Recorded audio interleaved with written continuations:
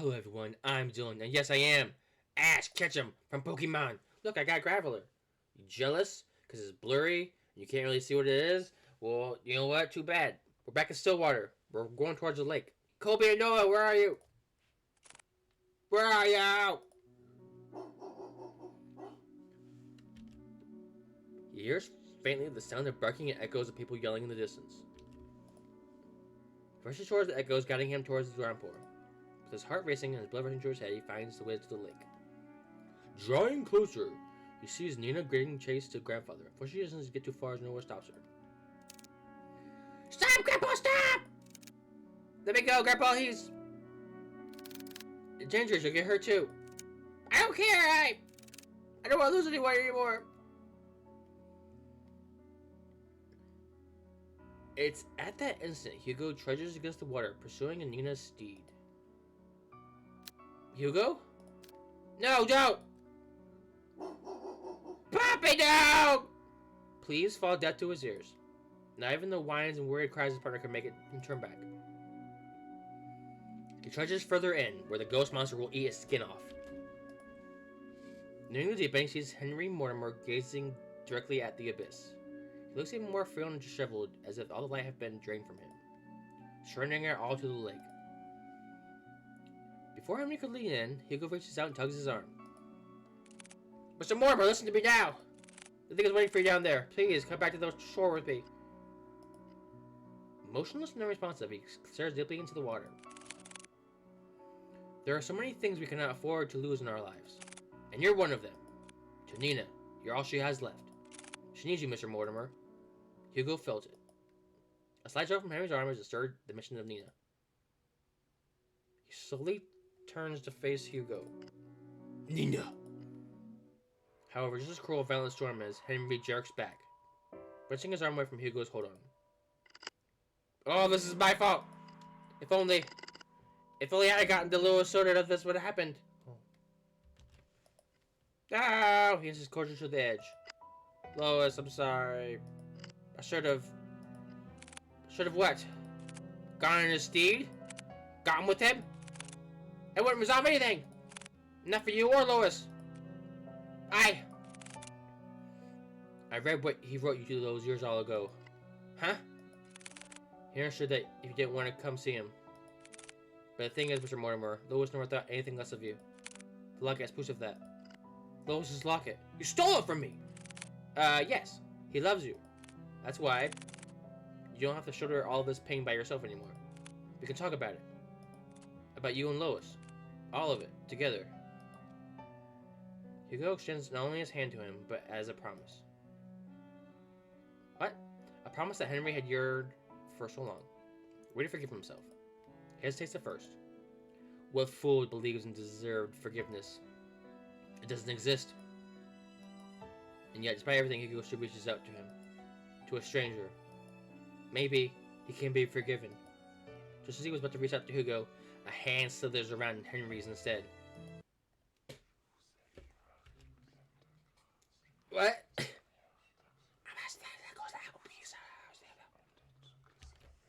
Its arms unnaturally contour around him while its head perches on his shoulder. This thing. This Lois is no longer pretending to be human. With piercing, cold green eyes, it glares directly at Hugo, mocking him, cursing him. Your shoes are ugly! No! Nothing but despair. We can be saved? Maybe? We can be forgiven? Sure. What? There is only one true way out of this. I will shave you. The most happiest of endings.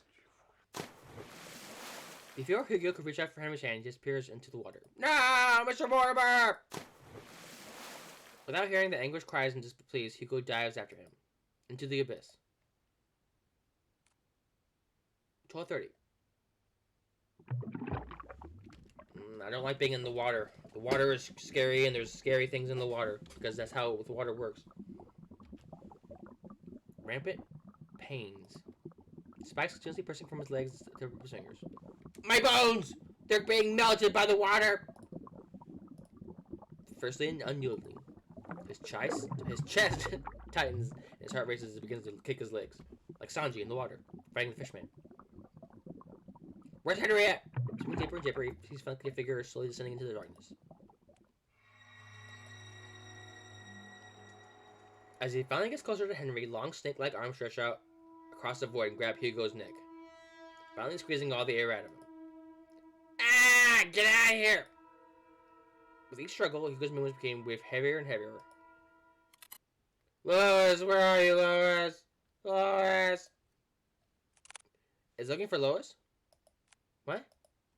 Digging deeper into the coat pocket, he grabs tightly in his hand the locket that Henry kept and had long forgotten. He holds it out and shines it ever so brightly in the dark. Dot, dot, dot. Ah! There you are. Releases his grip on Hugo and Shave reaches out for the locket. Taking his chance, he drops the chain and kicks with all his might to grab Henry's arm.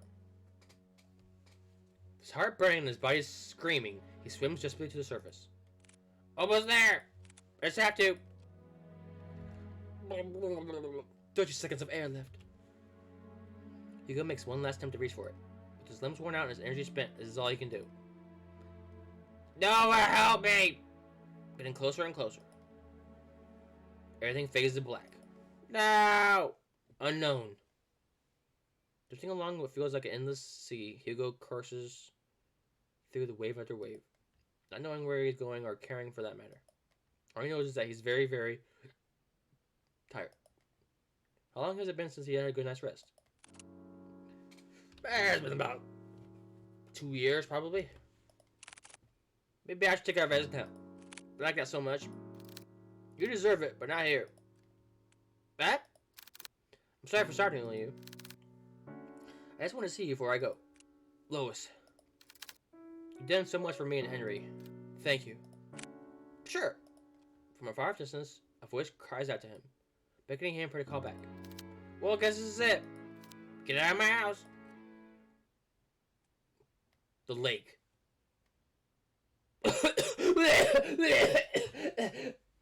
Is this diet water? No, it's spam risk. With his eyes closed and the senses still returning, he feels like the constant tugs and licks of a certain bloodhound. It's Noah! Whining as he tries to wake up his partner. Hugo! He also hears a familiar voice, too annoyingly close for comfort. He jerks up. His eyes shot up. Water in my lungs! Are you alright? I'm okay. What happened? Where's Mortimer? He's safe. They're all both okay. Police and the ambulance should be arriving soon. Thank goodness. Is there anything more you have to say to me? Instead of, thank goodness? Yeah, that's the word I said. I'm sorry, Noah. Exhausted, he lets it outside.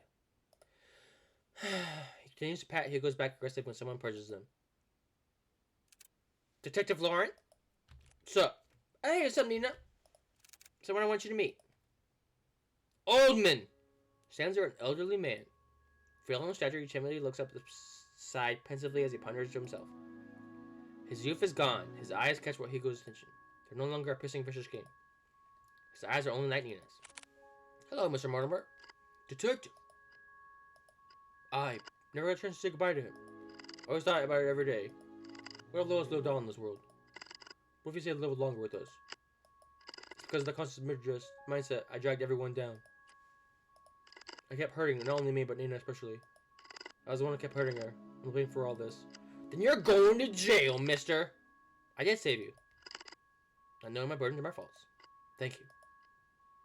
Smile at me, or die. It's my pleasure, sir. Henry tugs at Hugo's hands one last time. Hope that someday you two will overcome it. Huh? The next day, 8 o'clock a.m. You want to go out and get some applesauce with me? You're bright and early. What? Morning. Hugo resumes writing on his notepad. Looks like he's going to combust any moment. You writing up the report? Yes. For the most part. You should write yours too. I will. Since I haven't had breakfast yet. I only eat by myself. Yes, I'll go out with you. Yay! Let me guess. 2 is better than 1. 2 is better than 1? It said 2 R's better. Whatever. Wow, Hugo. You're really catching on. I'm so proud of you. Shut it, will you? I swear, if I only fallen out the grading window, maybe my report had been shorter. Pause business report. Oh yeah, by the way. What happened to the Mortimer's window? Nothing. I broke it. What I don't understand is, why is it broken? How much it cost to repair a window like that? $6? I told him about that before we left. Now so the bill, and nothing enough. He said it was okay. Eh, don't worry about it. It's just a window. I don't go in that room anyways. Yeah! Thank you so much, Mr. Mortimer. You broke it, you pay for it. Would you chill? Of course I'll pay for it. But each time I kept insisting, he shrugged it off. He said we already went through enough for him, so there's nothing in comparison. Right. You know what? He's right.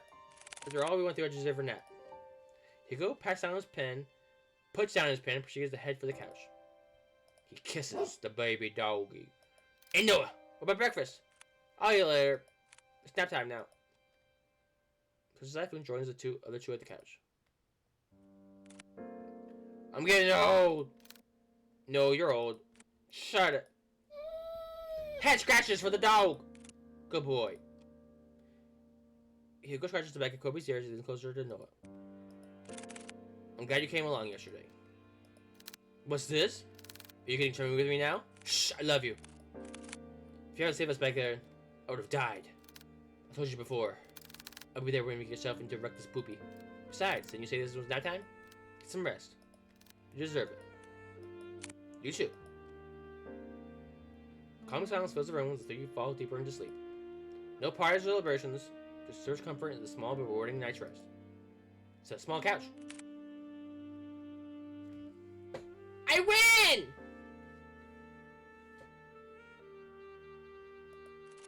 Thank you for playing.